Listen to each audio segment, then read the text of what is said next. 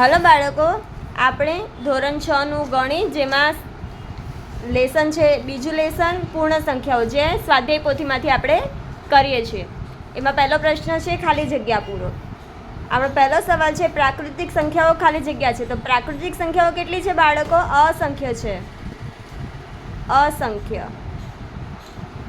પૂર્ણ સંખ્યાઓ, તો પૂર્ણ સંખ્યાઓ પણ કેટલી છે? અસંખ્ય. સૌથી પહેલી નાની પ્રાકૃતિક સંખ્યા ખાલી જગ્યા છે બાળકો. સૌથી પહેલી પ્રાકૃતિક સંખ્યા આપણે ખબર હોવી જોઈએ કે પ્રાકૃતિક સંખ્યા સ્ટાર્ટ 1 થી થાય. 1, 2, 3 એવી રીતે અસંખ્ય છે. તો પહેલી સૌથી નાની પ્રાકૃતિક કઈ થઈ? 1. તો 1 આવે.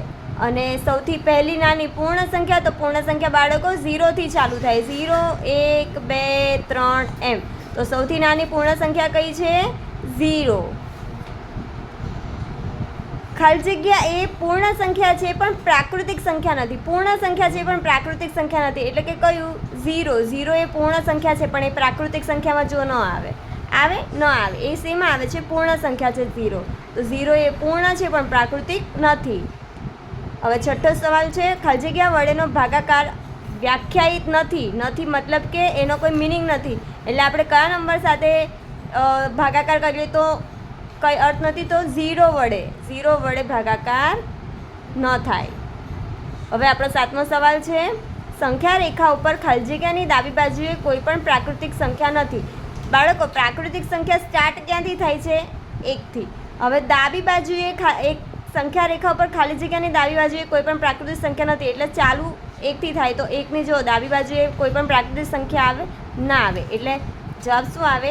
1. 1 ની ડાબી બાજુએ કોઈ પ્રાકૃતિક સંખ્યા નથી. હવે સંખ્યા રેખા ઉપર ખાલી જગ્યાની ડાબી બાજુએ કોઈ પણ પૂર્ણ સંખ્યા નથી. એટલે કે પૂર્ણ સંખ્યા ચાલુ થઈ છે 0 થી. તો 0 ની ડાબી બાજુ હવે કોઈ પૂર્ણ સંખ્યા આવે? ન આવે. એટલે 0 ની ડાબી બાજુએ કોઈ પૂર્ણ સંખ્યા નથી. ચાલુ જ 0 થી થાય. તો જમણી બાજુએ પૂર્ણ સંખ્યા આવે પણ ડાબી બાજુએ એક પણ પૂર્ણ સંખ્યા ન આવે. એવી જ રીતે 1 ની જમણી બાજુએ પ્રાકૃતિક સંખ્યા આવે પણ ડાબી બાજુએ પ્રાકૃતિક સંખ્યા ન આવે. હવે આપણે જોઈએ 9મો. કોઈ પણ બે પૂર્ણ સંખ્યાઓનો ગુણાકાર કરતાં ખાલી જગ્યા સંખ્યા મળે. હવે બે પૂર્ણ સંખ્યાનો ગુણાકાર કરીએ ને તો જવાબ આપણને પૂર્ણ સંખ્યામાં જ મળે. શેમાં મળે? પૂર્ણ સંખ્યામાં.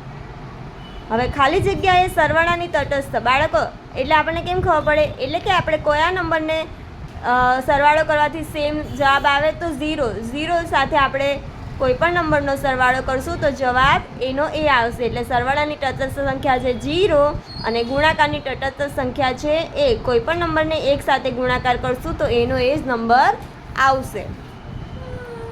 બાળકો, સમજ પડી? હવે આપણે બીજો પ્રશ્ન જોઈએ. કૌંસમાં આપેલા વિકલ્પોમાંથી સાચો વિકલ્પ પસંદ કરી ખાલી જગ્યા પૂરો. આપણને ઓપ્શન આપ્યા છે કોઈ પણ બે પૂર્ણ સંખ્યાનો સરવાળો ખાલી જગ્યા સંખ્યા જ મળે. બે પૂર્ણ સંખ્યાનો સરવાળો શેમાં મળે? પૂર્ણ સંખ્યામાં મળે.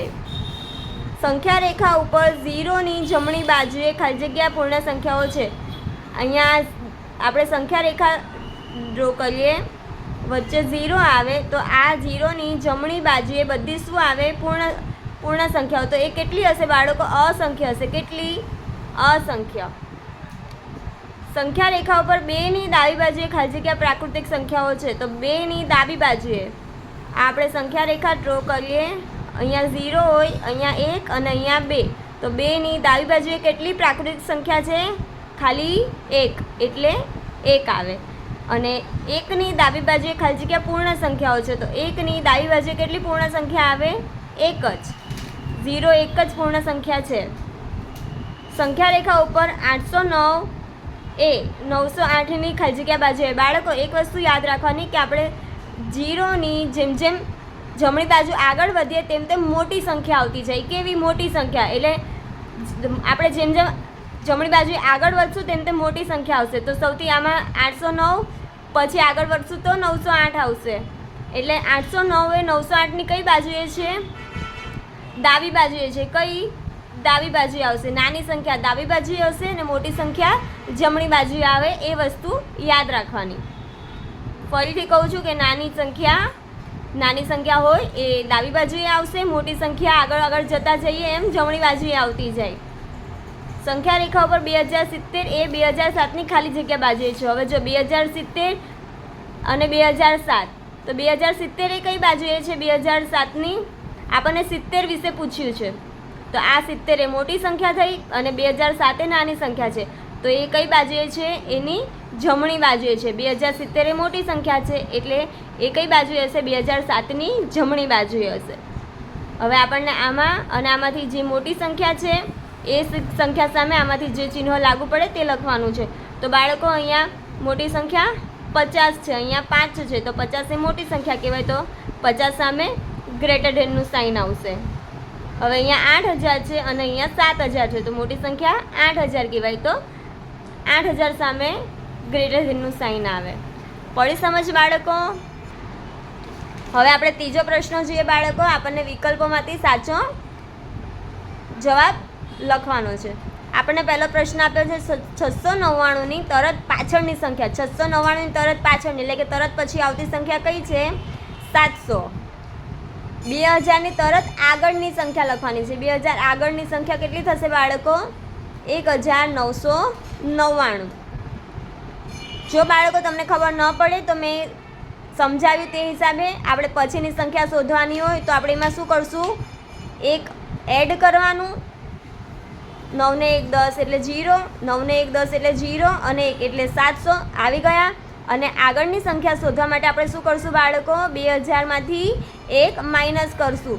તો 1માંથી 0માંથી 1 માઇનસ ન થાય તો આપણે શું કરશું? અહીંયાથી 10 લઈશું.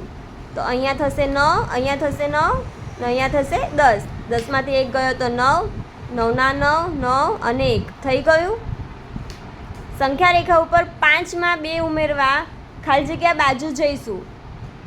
બાળકો આપણે જોઈએ 5માં કેટલા ઉમેરવાના છે? 2 ઉમેરવાના છે. આપણે સંખ્યા રેખા બનાવીએ. આ સંખ્યા રેખા બનાવી છે, વચ્ચે 0 આવશે. અહીંયા 1 2 3 4 5 6 7. આપણને શું કીધું છે બાળકો? સંખ્યા રેખા પર 5માં 2 ઉમેરવાના છે એટલે કે 5 પ્લસ 2 કરવાના છે. તો 5 અહીંયા છે અને એમાં 2 ઉમેરવાના છે એટલે 1 અને 2. તો આપણે શું કર્યું? જમણી બાજુ ગયા અને 1 અને 2 પગલાં લીધા એટલે જમણી બાજુ 2 પગલાં, એટલે આપણો સાચો જવાબ શું છે? એ આવશે.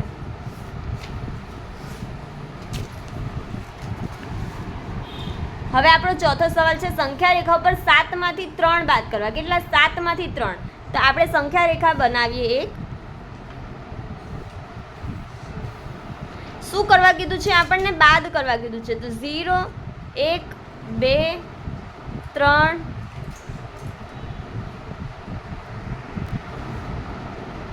4 5 6 7. આપણને શું કીધું છે? 7માંથી 3 બાદ કરવાના છે. કેટલા? 7. તો આપણો 7 અહીંયા છે. 7માંથી 3 બાદ કરવાના છે એટલે કે 1 2 અને 3. આપણે કેટલા પગલાં લીધા? 1 2 અને 3.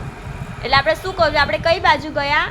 ડાબી બાજુ ગયા. ડાબી બાજુ 3 પગલાં, એટલે આપણો સાચો જવાબ છે ડી, ડાબી બાજુ 3 પગલાં.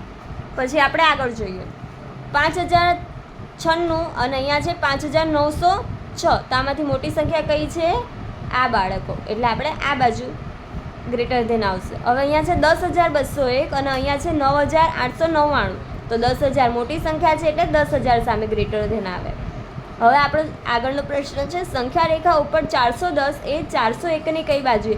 આપણને 410 કઈ બાજુ હશે? તો 410 એ 401 કરતાં મોટી છે, તો મોટી સંખ્યા હંમેશા કઈ બાજુ જશે? જમણી બાજુ, તો જમણી બાજુ આવે. હવે સંખ્યા રેખા પર 503 એ 530ની કઈ બાજુ? 503 છે, 503 એ નાની સંખ્યા છે, તો નાની સંખ્યા હંમેશા કઈ બાજુ આવશે? ડાબી બાજુ, એટલે આપણો સાચો જવાબ છે ડાબી. હવે આપણે ચોથો પ્રશ્ન જોઈએ. શું છે? ખરા કે ખોટા? પહેલું છે 25 × 300 × 0 બરાબર 75000. બાળકો હવે આપણે એ યાદ રાખવાનું કે કોઈ પણ નંબરને 0 સાથે ગુણાકાર કરવાથી એનો જવાબ 0 આવે. તો અહીંયા 75000 છે, તો આ વિધાન કેવું છે? ખોટું. બીજો છે બધી જ પૂર્ણ સંખ્યાઓ એ પ્રાકૃતિક સંખ્યાઓ છે, તો બધી પૂર્ણ સંખ્યાઓ એ પ્રાકૃતિક સંખ્યા નથી, એટલે આ શું આવે? ખોટું. હવે 25 + 10 - 35 છેદમાં 10નું સાદુરૂપ 0 આવે તો હા સાચું. કેવી રીતે બાળકો? તો 25 + 10 એટલે 35 થાય. 35 - 35 0 થઈ જાય. હવે 0 / 10 ન થાય, જેનું 0 આવે એટલે આ વિધાન કેવું છે? સાચું. 1માં શૂન્ય ઉમેરતા જવાબ 10 થાય તો ખોટું. બે સંખ્યાનો ગુણાકાર 1 થાય તો આ બે સંખ્યા પૈકી એક સંખ્યા 1 હોય તો ખોટું. બે સંખ્યાઓનો ગુણાકાર 0 થાય તો આ બે સંખ્યા પૈકી એક સંખ્યા 0 હોય તો હા સાચું. બે અંકની સંખ્યાની પહેલાંની સંખ્યા 2 અંકની જ હોય ના, એવું જરૂરી નથી એટલે ખોટું. બે અંકની સંખ્યાની પછી આવતી સંખ્યા 2 અંકની જ હોય તો ખોટું. પ્રાકૃતિક સંખ્યા 1ની પહેલાં કોઈ પ્રાકૃતિક નથી તો સાચું. ચાલુ જ ક્યાંથી થાય છે? 1થી, તો પછી એના પહેલાં કોઈ સંખ્યા નથી પ્રાકૃતિક. 500 એ 499 અને 501 વચ્ચેની સંખ્યા છે તો સાચું. હવે આપણે જોઈએ તરત પાછળની સંખ્યા. તો 2979 પછી આવે 2980. 3599 પછી આવે 3000.